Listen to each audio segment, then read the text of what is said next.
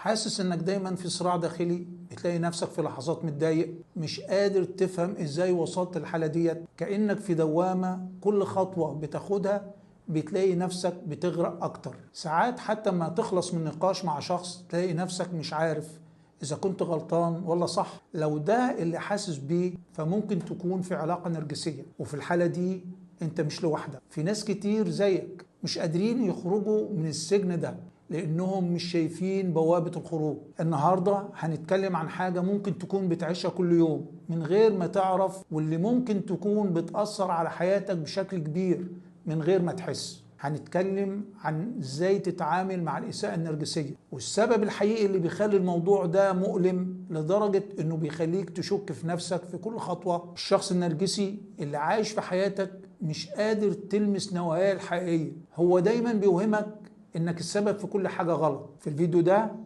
هنتكلم عن خطوات عملية هتساعدك تبدأ تحمي نفسك وتعيد بناء حياتك خطوة بخطوة. لو دلوقتي حاسس انك تايه فدي فرصتك تبدأ من هنا. أهلا بيكم. أول خطوة عشان تتعامل مع الإساءة النرجسية هي إنك تعرف وتفهم إنك مش المسؤول عن السلوك ده. الشخص النرجسي ما عندوش القدرة على تقديم الحب الحقيقي ولا حتى التفاهم. هو شخص مريض، مش أنت اللي غلطان.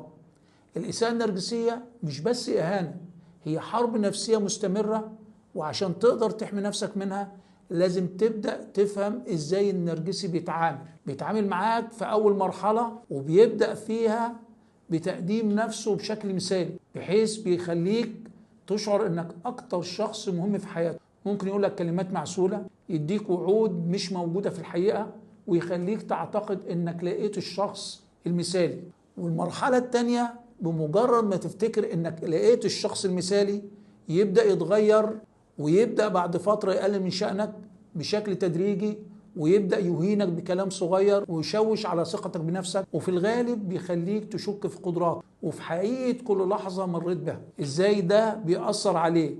لما تمر بالحالتين دول بيخليك دايما في حالة من التوتر وعدم اليقين والشعور الدائم بالإحباط، انك مش عارف تميز هل ده طبيعي ولا المشكلة فيك انت. طب ازاي تبدأ تحمي نفسك؟ اكتر حاجة بتخلي النرجسي يسيطر عليك مش حبك له، لكن عدم وضوحك مع نفسك. لاحظ ان في اللحظة اللي تبدأ تحط فيها حدود للنرجسي هيبدأ يتلخبط. ليه؟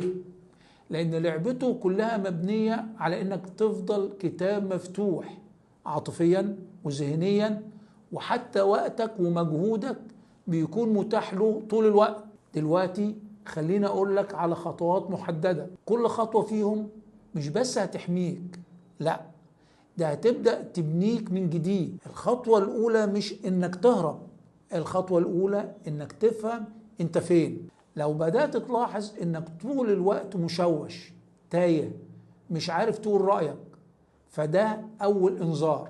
النرجسي مش بيهجم مرة واحدة، هو بيشتغل بنظام يضعف مناعتك النفسية شوية بشوية لحد ما تبقى مش قادر تفرق. ابدأ تكتب، أيوة امسك ورقة واكتب اللي بيحصل، الجمل اللي قالها لك، الإحساس اللي سابهولك، المواقف اللي حسيت فيها إنك بتتلغي. الكتابة هنا مش فضفضة، دي أداة تفريغ السموم الذهنية. تاني حاجة، اخرج من لعبة الجدل. النرجسي بيحب يسحبك في نقاش دايم ملوش آخر، كل ما تبدأ توضح وجهة نظرك يقلب الترابيزة، تحس فجأة إنك اللي بتبرر وإنك محتاج تعتذر على حاجة ما عملتهاش. مثلا أنت قلت له أنا حسيت بالإهانة لما اتكلمت بالشكل ده، يرد يقول لك مشكلتك إنك حساس زيادة عن اللزوم. هو هنا مردش، هو شتتك. الحل ما تجاوبش على التشتيت. لو المناقشة فقدت احترامها انسحب بهدوء. صدقني الخروج من الجدل مش هروب، ده حماية لسلامة عقلك. في علاقات مهنية أو أسرية ساعات ما بتقدرش تقطع العلاقة بالكامل، ولكن تقدر تتحول لصخرة رمادية. يعني إيه صخرة رمادية؟ يعني ردودك تبقى بسيطة باردة بدون مشاعر، سؤال تجاوب عليه بهدوء، استفزاز ما تردش. مثلا هو يقول لك واضح انك بقيت ممل قوي، ما تردش عليه. انت كده مش بتغذيه. النرجسي بيعيش على تفاعلك، فلما تحرمه منه بيفقد سلطته عليه. لازم تطلب دعم بس من ناس صح. تالت حاجة العزلة، هي السلاح الخفي للنرجسي، يقنعك ان مفيش حد هيفهمك غيره. علشان كده لازم يكون عندك ناس تلجأ ليهم، مش لازم يكونوا كتير لكن لازم يكونوا امينين، صديق او مختص نفسي مثلا. وافتكر دايما انك لما تطلب دعم مش ضعف، ده وعي وقوة منك. كل مرة بتبني حدود، كل مرة بتنسحب من جدال، كل مرة بتدون مشاعرك، انت مش بس بتحمي نفسك، انت بتسترجع صوتك اللي النرجسي حاول يسكته.